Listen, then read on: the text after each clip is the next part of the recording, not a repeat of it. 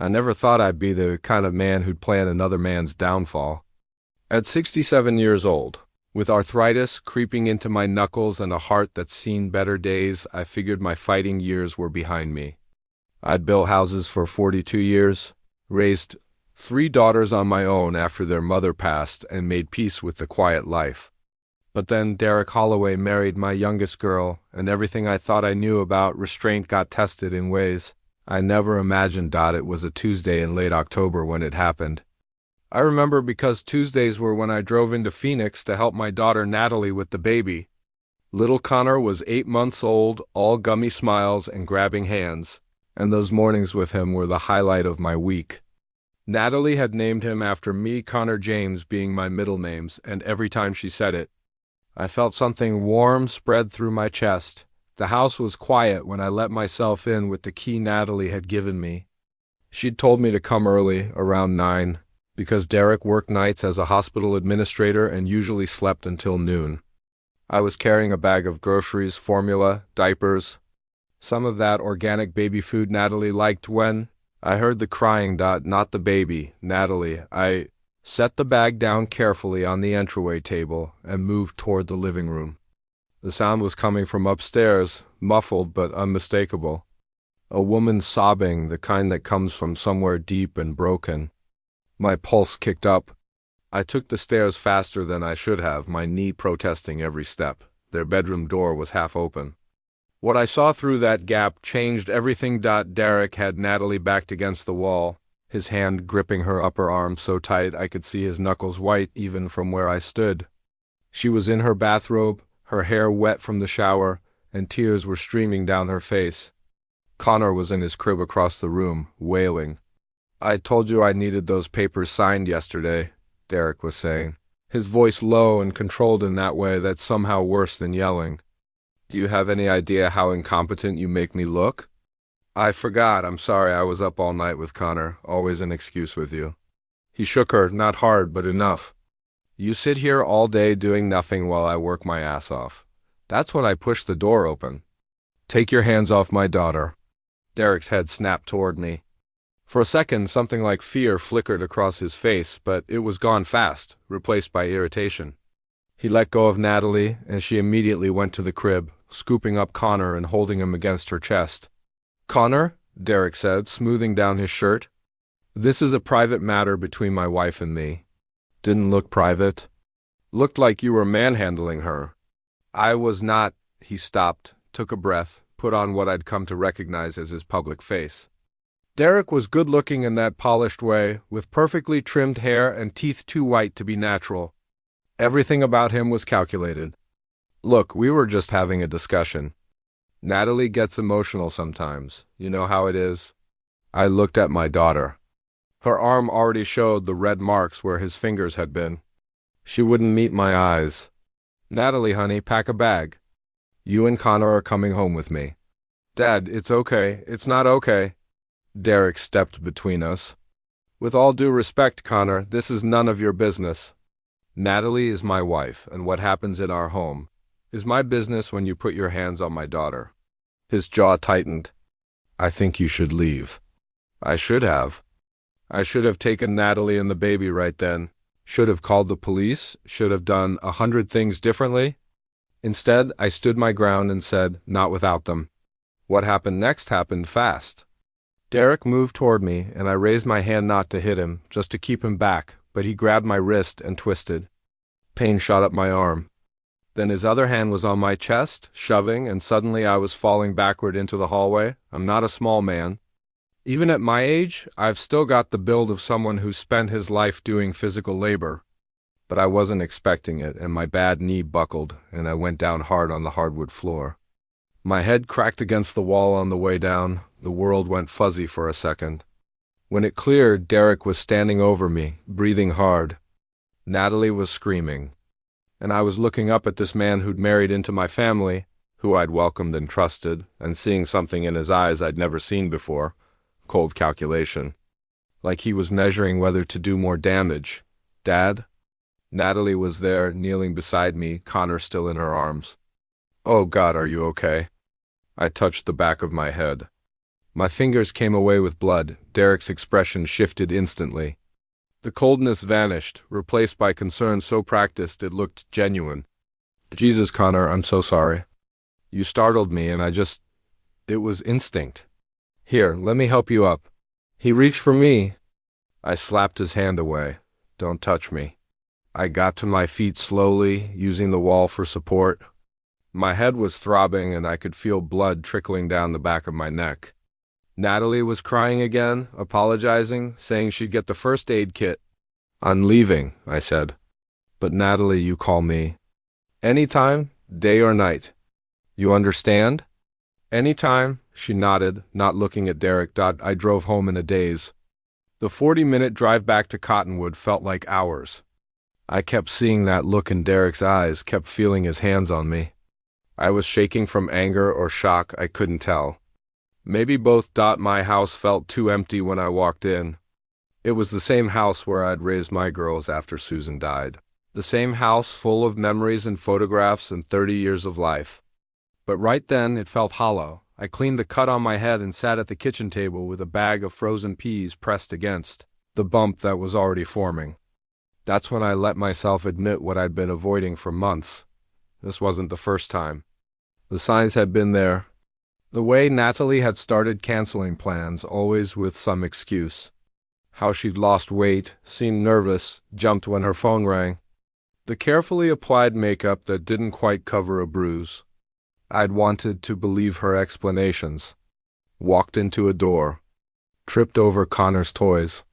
Clumsy, she'd say with a laugh that didn't reach her eyes. I'd failed her. I'd seen the signs and let myself believe the lies because confronting the truth was too hard. Because I didn't want to admit that I'd let my baby girl marry a man who would hurt her. The phone rang around 2 in the afternoon. It was Derek. Connor, I wanted to apologize again for this morning. His voice was smooth, professional.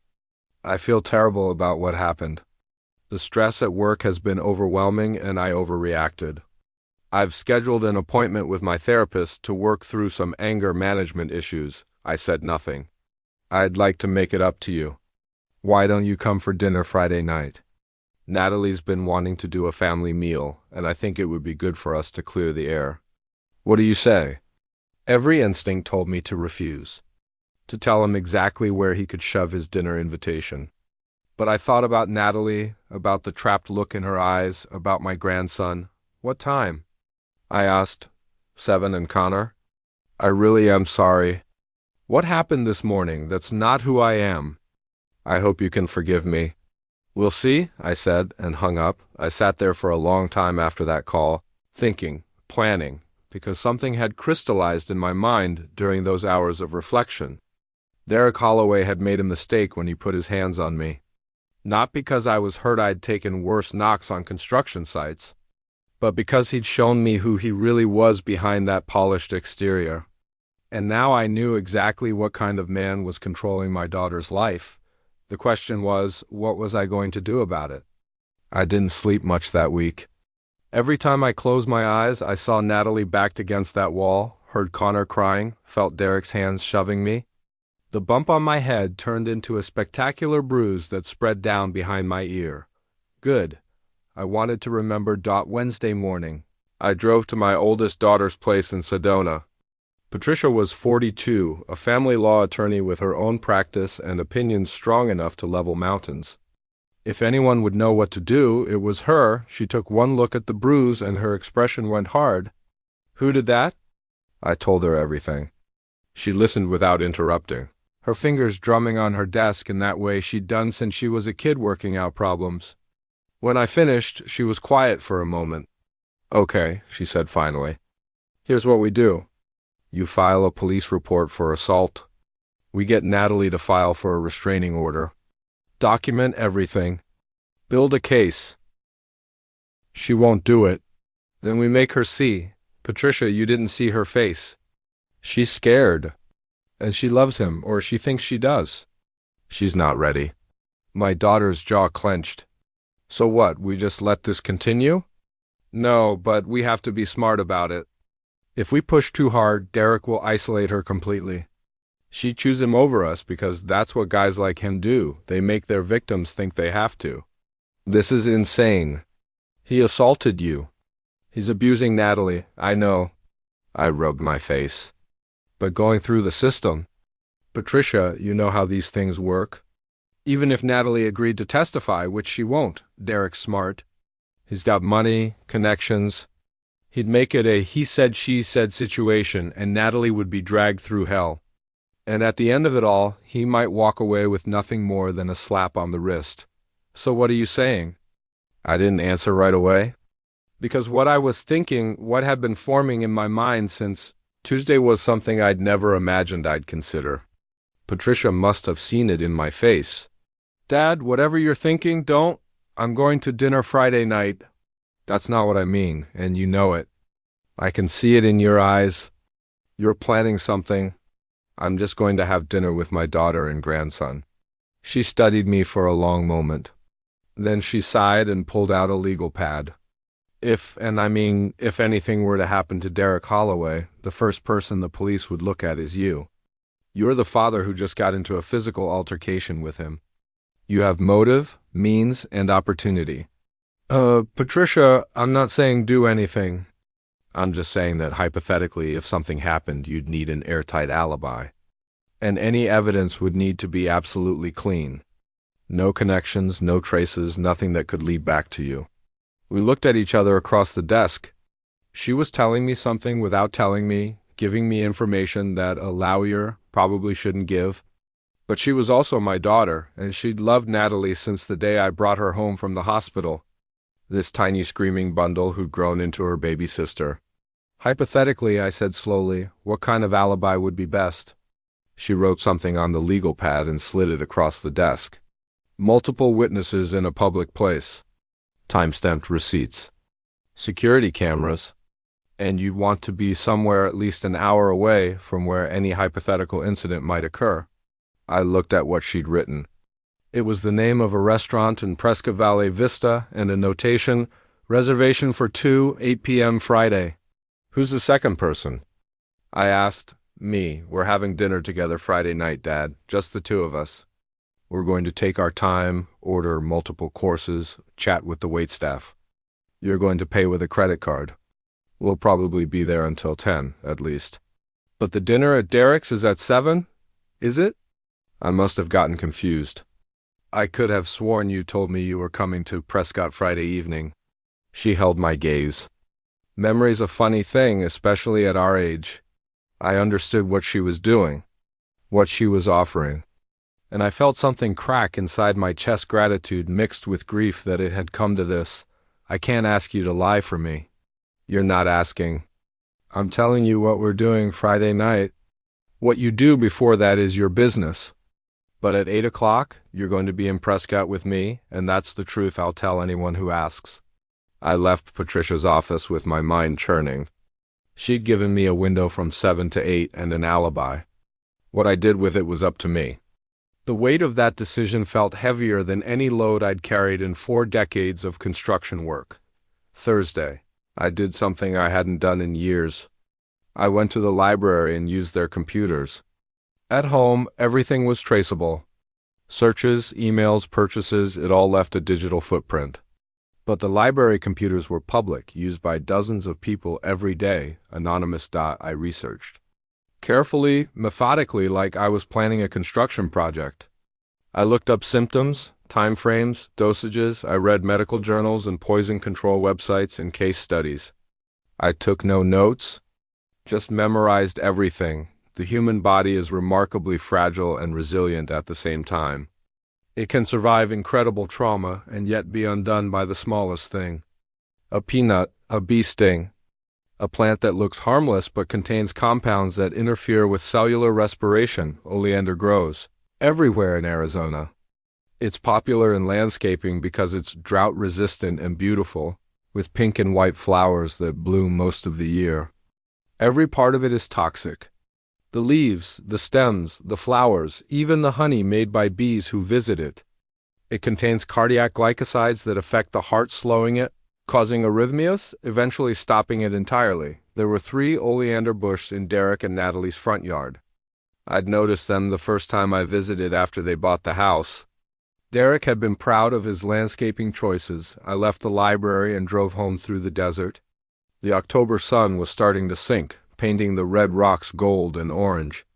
It was beautiful. Susan had loved this time of year.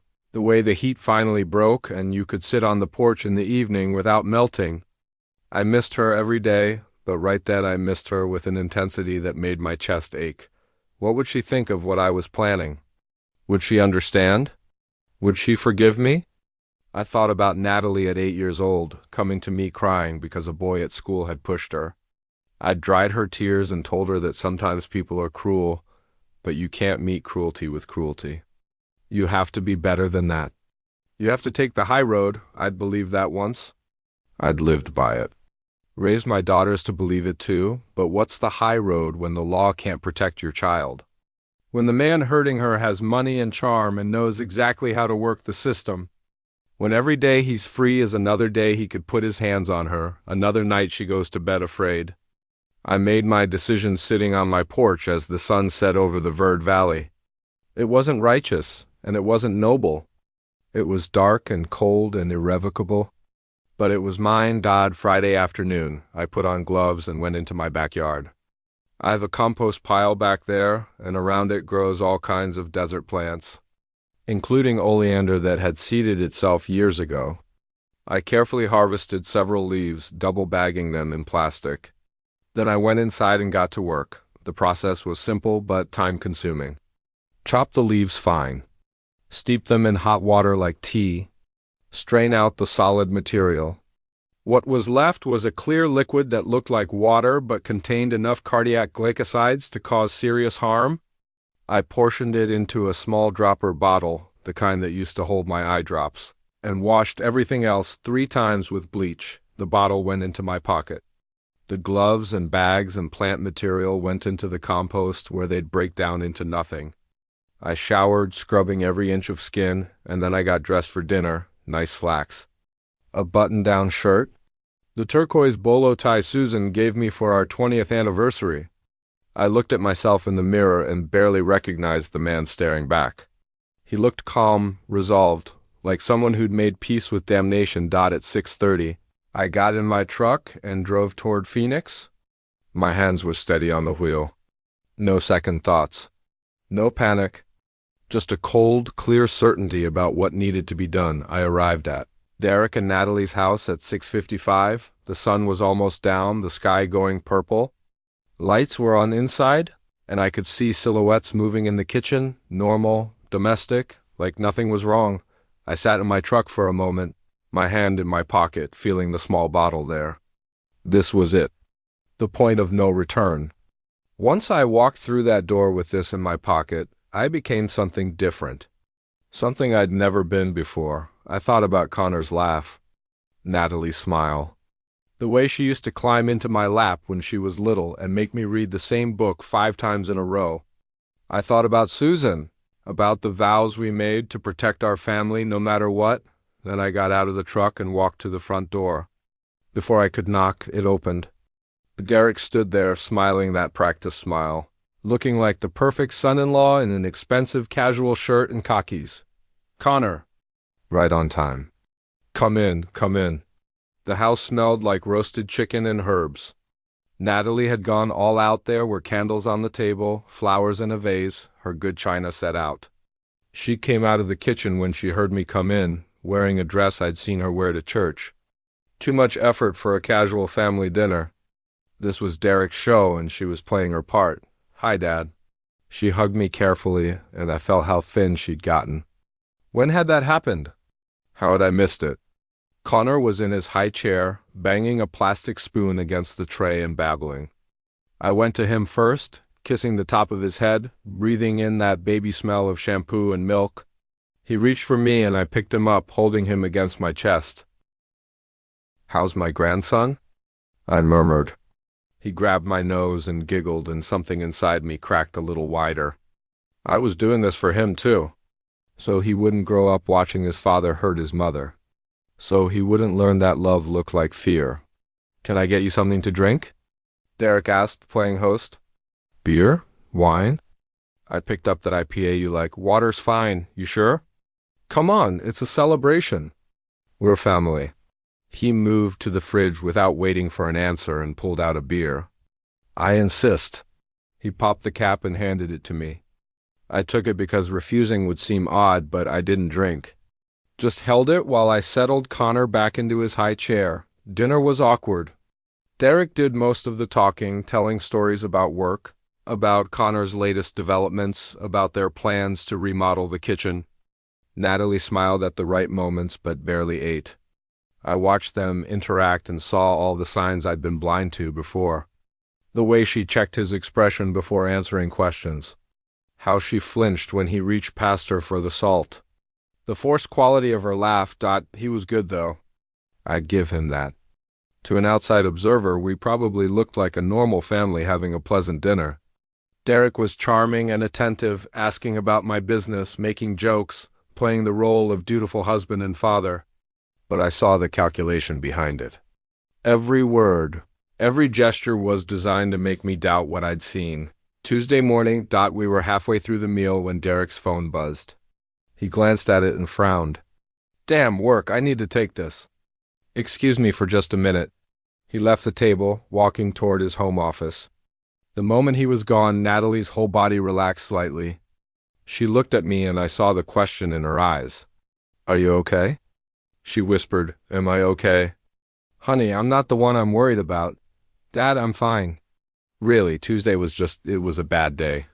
Derek's under a lot of pressure at the hospital. That's not an excuse, I know, but... She pushed food around her plate. It's complicated. It's not complicated. He hurt you. He hurt me. He apologized. That doesn't... I stopped because Derek was coming back, his expression irritated. Crisis averted, he said, sitting down. Where were we? The meal continued. Dessert came out apple pie that Natalie had made from scratch, another sign of how hard she was trying to make this night perfect. Connor had been put down for the night, and it was just the three of us at the table. This was it. The moment I'd been planning for. My hand went to my pocket, feeling the small bottle there. Derek stood to refill his wineglass, turning his back to me for just a moment. It would be so easy. Just a few drops in his drink. Tasteless, odorless. By the time symptoms appeared, I'd be an hour away with Patricia. Establishing my alibi, he'd go to bed tonight not feeling well.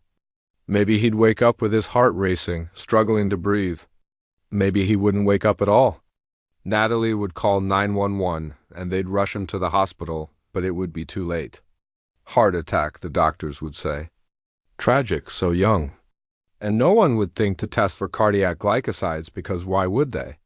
He was a healthy 34-year-old man with no history of heart problems. My fingers closed around the bottle. Derek sat back down, raising his glass. I want to propose a toast, he said.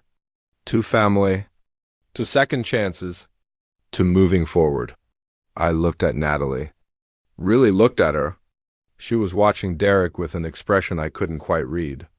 Not love, exactly. Not fear either. Something in between. Something broken. And suddenly I saw the future branching out from this moment. If I did this, if I put those drops in his drink, Derek would die. Natalie would be free, or would she?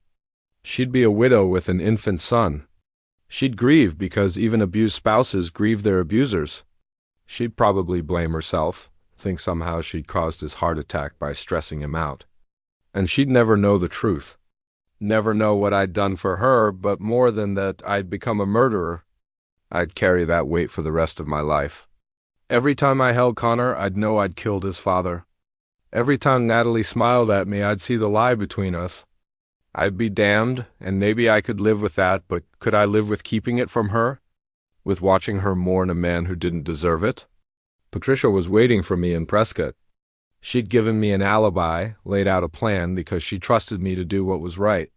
But was this right? Was revenge justice? Or was I just a scared old man about to become something worse than the monster I was trying to defeat? Derek was still holding his glass up, waiting. Connor, the toast? I pulled my hand out of my pocket, empty, left the bottle where it was. To family, I said, and clinked my glass against his. We finished dessert. Derek checked his watch around 7:45 and gave me a pointed look. Don't you have plans tonight? I thought I heard you telling Natalie you were meeting Patricia. That's right. I should get going. I stood, carrying my plate to the kitchen. Natalie followed me. Thanks for coming, Dad, she said quietly.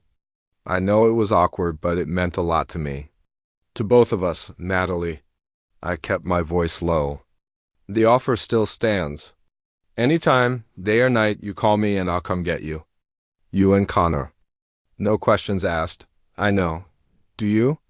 Because I need you to understand something. What happened Tuesday that's not okay. It's not normal. And it's not going to get better. Her eyes filled with tears. He said he's going to therapy. Talking to someone is good. But honey, you can't fix him. That's not your job. Your job is to protect yourself and that baby. I'm trying. Try harder, please. She nodded, but I could see she didn't believe me. Wasn't ready to leave. Derek had his hooks in deep, and she was still hoping the man she married would come back. Not understanding that this was who he'd always been, I drove to Prescott in a fog. Patricia was waiting at the restaurant when I arrived, sitting in a corner booth. She took one look at my face and knew, you didn't do it. I slid into the booth across from her. No, thank God. She looked relieved, and I realized she'd been terrified I actually would. Dad, I was so worried. All week, I kept thinking I should have talked you out of it, should have. You were just trying to protect your sister. We both were, but not like that. Killing him wouldn't have fixed anything. I know. I figured that out sitting at his table with murder in my pocket. I rubbed my face. I don't know what to do, Patricia. How do I help her if she won't leave him? We keep trying. We document everything. We build a case even if she's not ready to use it yet. And we make sure she knows we're here when she is ready. The waitress came and we ordered food neither of us really wanted. We sat there until almost 10, just like Patricia had planned, establishing an alibi for a crime I didn't commit. When the bill came, I paid with my credit card. And Patricia made a point of chatting with the waitress about how nice it was to spend time with her father. I drove home around 10:30. The house was dark and empty. I went straight to my bedroom and took the bottle out of my pocket. Stood there looking at it for a long time. This small thing that could have ended a life. That would have ended mine too, in a different way. I took it outside and poured it into the dirt, far from any plants or water sources. Washed the bottle 3 times and threw it in the trash. Then I sat on my porch in the dark and thought about morality and justice and the thin line between protection and vengeance. Susan came to me in a dream that night. We were young again, dancing in the kitchen of our first apartment, and she was laughing at something I'd said. When the dream shifted and I was telling her about Derek, about what I'd almost done, she just looked at me with those kind eyes and said, "You did right." The hard thing and the right thing are usually the same. I woke up Saturday morning to my phone ringing. It was Natalie. Dad? Her voice was shaking. Can you come, please? I need help. I was in my truck before she finished the sentence. She was waiting outside when I got there. Connor in her car seat, 2 suitcases by the door. Her face was puffy from crying, and there was a fresh bruise on her cheekbone that makeup couldn't hide. He's at the hospital, she said. Working a double shift. I don't have much time. What happened? Last night, after you left, we had a fight. About you. He said you were too involved in our lives, that you undermined his authority as Connor's father. I defended you and she touched her face. This is the last time, Dad. I can't do this anymore. I won't let Connor grow up seeing this. I loaded her suitcases into my truck, helped her secure Connor's car seat. We drove back to Cottonwood in silence, and I couldn't stop thinking about timing, about how close I'd come to robbing her of this moment. If I'd gone through with my plan, Derek would be dead, and Natalie would never have had the chance to choose to leave. She'd have been freed by violence instead of freeing herself. That's what Susan meant in my dream. The right thing wasn't revenge. It was being there when Natalie was ready to save herself. She and Connor stayed with me while Patricia filed for an emergency restraining order and started divorce proceedings. Derek tried everything: apologies, threats, promises to change, attempts to manipulate Natalie through mutual friends. But she held firm.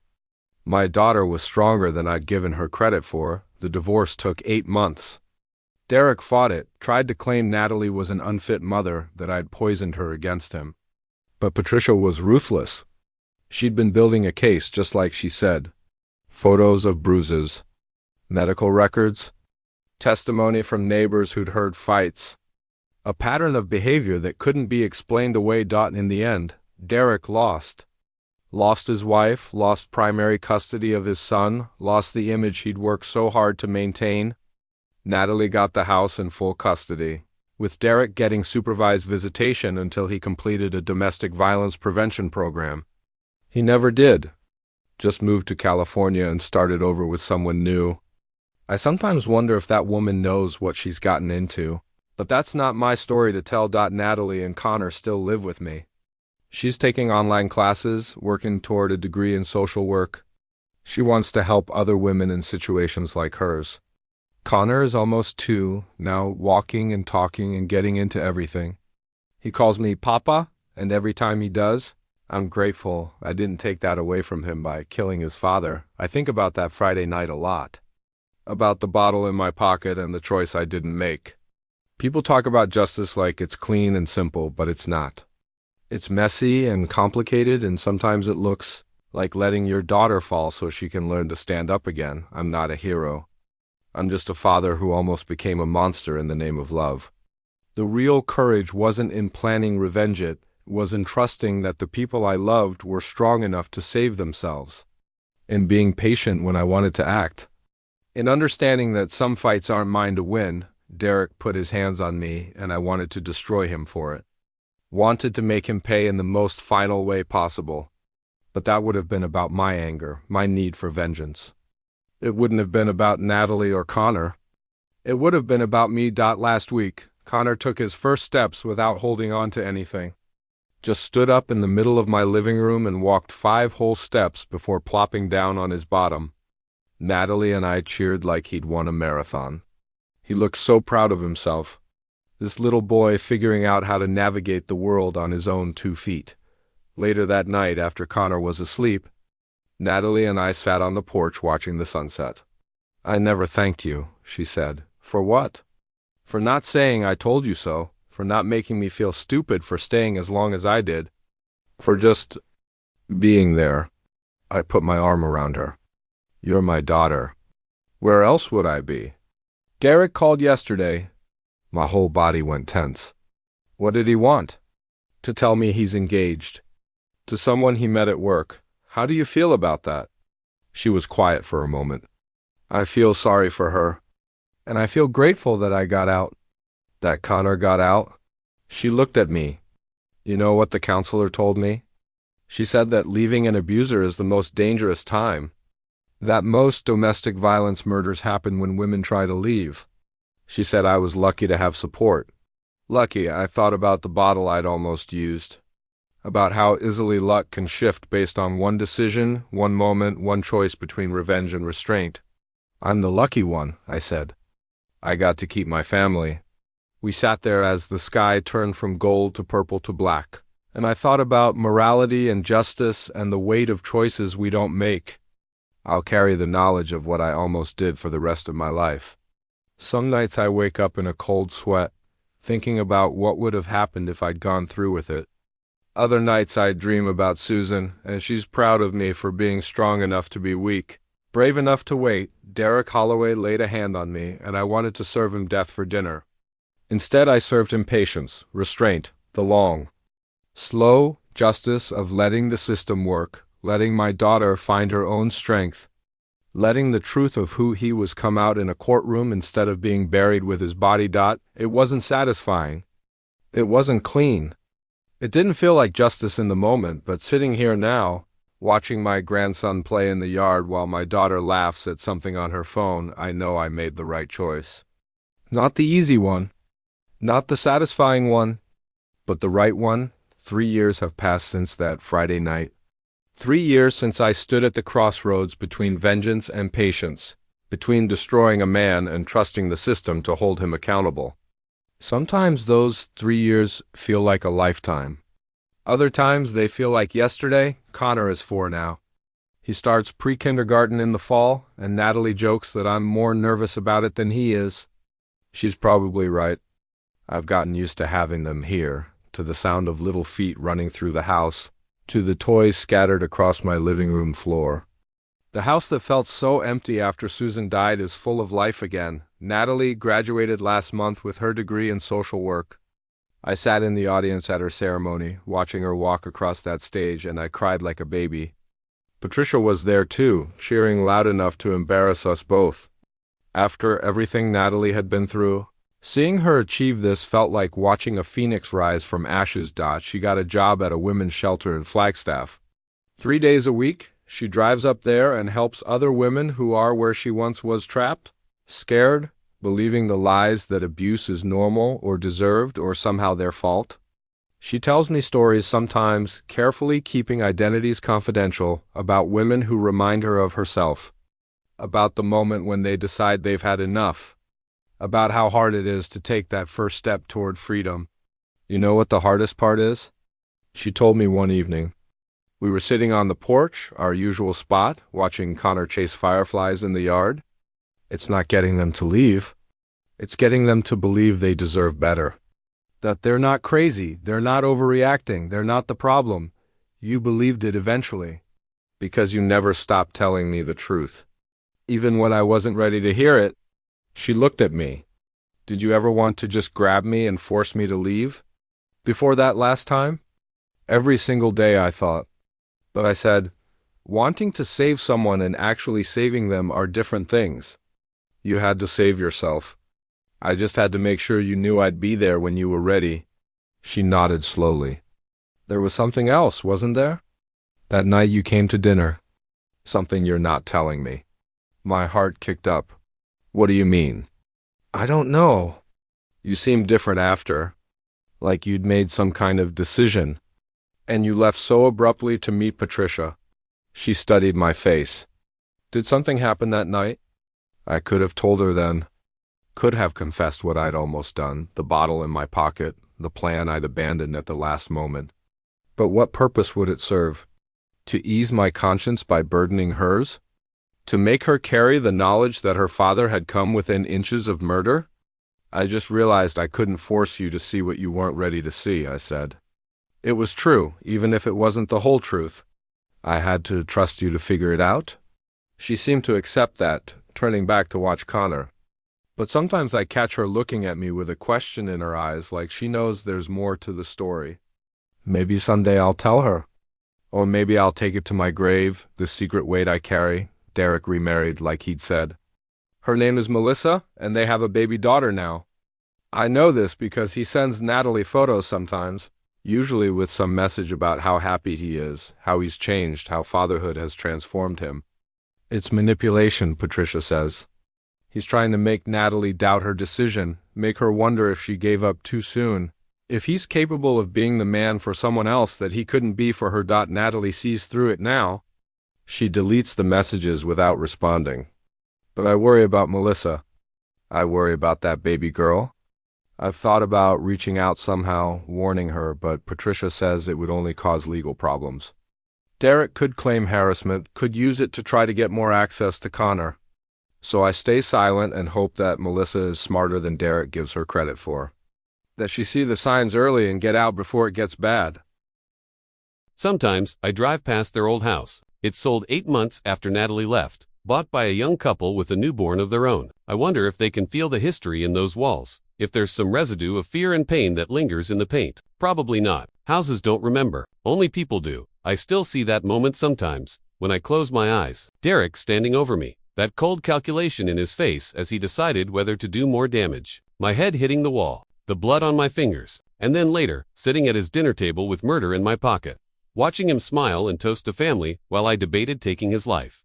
The weight of that almost choice never really goes away. I carry it with me every day, this knowledge of what I'm capable of when pushed far enough. It's humbling and terrifying in equal measure. I think about all those true crime shows, all those news stories about ordinary people who snap and do terrible things. I used to watch them and think I could never be like that. Now I know better. I know exactly how thin the line is between civilization and savagery, between justice and vengeance. But I also know I chose right, because 3 years later, I get to watch my grandson grow up. I get to see my daughter heal and thrive and help other women find their way out of darkness. I get to sleep at night without the weight of another man's death on my conscience. Those are worth more than the satisfaction of revenge ever could have been.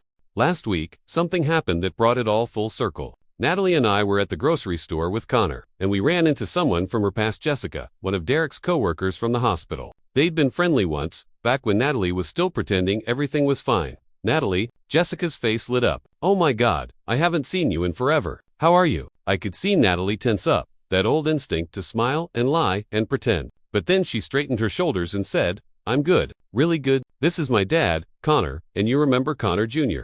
He's gotten so big, and I heard you finished your degree. Thank you. There was an awkward pause. Then Jessica leaned in, lowering her voice. I heard about the divorce. I just wanted you to know. I'm glad you got out. A lot of us at the hospital, we saw things. The way Derek talked to you when you'd call. We didn't say anything, and I've felt guilty about that ever since. Natalie's eyes got shiny. You couldn't have done anything. I wasn't ready to hear it. Still, I should have tried. Jessica glanced around, then said, even more quietly, his new wife Melissa, she came to the hospital last month, fell down the stairs. She said, broken wrist. But the way she said it, the way she wouldn't look at any of us, she shook her head. History repeating itself.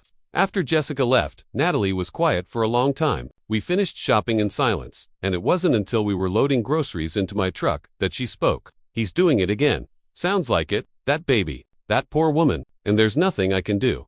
You can't save everyone, honey, but I could try. I could reach out, tell her my story, give her resources, and she might not be ready to hear it. Just like you weren't. I put my hand on her shoulder. You know what you can do. You can keep doing your job. Keep helping the women who come to you, who are ready. Keep being proof that there's life after abuse. That's how you fight back. Not by trying to rescue people who aren't ready, but by being there for the ones who are. She nodded, wiping her eyes. When did you get so wise? I've had a lot of time to think about what helps and what doesn't. That night, Natalie made a donation to the women's shelter where she works, in Melissa's name. It was symbolic more than anything, but it mattered to her. Some way of acknowledging another woman's pain, of sending hope out into the universe even if it never reached her directly. Patricia came over for dinner that weekend. She and Natalie ganged up on me about my eating habits apparently. I'm having too much red meat and not enough vegetables, and Connor demonstrated his new skill of counting to 20. It was ordinary and perfect, and everything I'd almost destroyed with my thirst for vengeance. After dinner, while Natalie was putting Connor to bed, Patricia and I ended up on the porch. Our usual spots, the same ones where she'd given me an alibi I never used. You ever think about that night? She asked. Which one? You know which one? The dinner, the plan that never happened. Every day, good. She sipped her wine. You should. Not as punishment, but as a reminder. We came so close to losing everything that mattered, because we were focused on what felt right in the moment, instead of what was actually right. You've never asked me if I actually went through with any of it. Didn't need to. If you had, you wouldn't be sitting here now. You'd be someone else. Someone I wouldn't recognize. She looked at me. I gave you that alibi because I was scared for Natalie, but I'm glad you didn't need it. I'm glad you were stronger than the anger. I don't feel strong. I feel like I got lucky. Like if things had been slightly different, if I'd been slightly angrier, I would have gone through with it. Maybe, but you didn't. That's what matters. Not what you could have done, but what you chose to do. We sat in comfortable silence for a while. Then Patricia said, you know what Mom would say about all this? That I should have called the police and let them handle it. No, she'd say you did exactly what a parent is supposed to do. You gave your kid the space to fall and the safety net to catch them when they did. You didn't fix it for her. You let her fix it herself while making sure she knew you were there. I thought about Susan, about all the nights we'd stayed up worrying about our daughters. All the times we'd wanted to solve their problems for them but held back because we knew they needed to learn. Parenting is just a series of letting go, she used to say. Little releases, over and over, until one day they don't need you anymore. Except they always need you, just differently. I miss her, I said. Me too. Connor came running out then, escaping from bedtime, demanding that Papa come read him a story. I scooped him up and carried him back inside. This little boy who would never remember his first father, who would grow up knowing only love and safety and the boring, beautiful ordinariness of a peaceful home. That's my revenge, I suppose. Not Derek's death, but his Here's a footnote in our story now, a chapter that's closed. Meanwhile, we go on, we thrive. We build a life so full and good that what he did to us becomes smaller and smaller in the rearview mirror. Is that justice? I don't know. The law gave us its version, the restraining order. the divorce settlement, the custody arrangement that keeps Connor safe. But the real justice, the kind that matters, is the life we've built in the aftermath. It's Natalie's degree hanging on the wall. It's Connor's laugh echoing through the house. It's knowing that we broke the cycle. That Connor will grow up seeing healthy relationships. That the poison stops here. I think about that bottle sometimes. The one I poured out into the dirt. I think about the man I almost became and the man I chose to be instead. They say, living well is the best revenge. And maybe that's true. But I think refusing to let violence reshape you into something monstrous is even better. I think choosing patience over punishment, healing over hatred, is the highest form of justice. Dr. Holloway laid a hand on me, and I wanted him to pay for it with his life. Instead, I let him pay for it by losing everything that mattered, his family, his son, his carefully constructed image. I let him live with the consequences of his actions while we lived free of them. That's not the revenge that feels good in the moment. It's the kind that feels good every morning when I wake up without blood on my hands. Every evening when I tuck Connor into bed. Every time I see Natalie smile without fear in her eyes. Morality and justice aren't always the same thing. Sometimes, justice is swift and harsh and final. But sometimes, the times that matter most, it's patient and persistent and believes in the long game. It's trusting that the people you love are strong enough to save themselves. It's being the steady hand that catches them when they fall, not the vengeful fist that strikes in the night. I'm an old man now, getting older every day. My arthritis is worse. My hair is more gray than brown, and I can't work like I used to. But I'm at peace. Not because I got revenge, but because I didn't. Because I chose the harder path, the one that required faith and restraint and the willingness to let justice unfold in its own time. That's the story I'll tell Connor someday, when he's old enough to understand. Not about his biological father, that's Natalie's story to share if she chooses. But about the night his papa almost became a murderer and decided to become a man instead. About how the strongest thing you can do sometimes is nothing at all. About how real courage isn't in taking action, but in knowing when to wait. The sun is setting over the Verde Valley now, painting the sky in shades of orange and pink that would have made Susan stop everything just to watch. Connor is in the yard, playing some elaborate game that involves a stick, a bucket, and rules only he understands. Natalie is on the phone with the shelter, talking someone through a crisis with patience and empathy, learned from her own darkness, and I'm on my porch. An old man who carries the weight of a choice he didn't make, grateful every single day for the strength to be weak, the courage to wait, and the wisdom to know that the best revenge is living so well that revenge itself becomes irrelevant. Derek Holloway thought he broke us that day. He put his hands on me. That day he shoved me into a wall and stood over me with cold eyes. But he was wrong. He didn't break us. He revealed himself. And in doing so, he gave us the greatest gift, the clarity to see him for who he truly was, the motivation to break free, and the determination to build something better from the ashes of what he tried to destroy. That's justice. That's morality. And that's the dinner I served him after, all not poison in his wine, but the bitter taste of consequences. The slow realization that he lost everything while we gained it all. I am at peace with that. Finally, completely, at peace. And every night, when I close my eyes, Susan smiles at me from wherever she is, and I know I made her proud.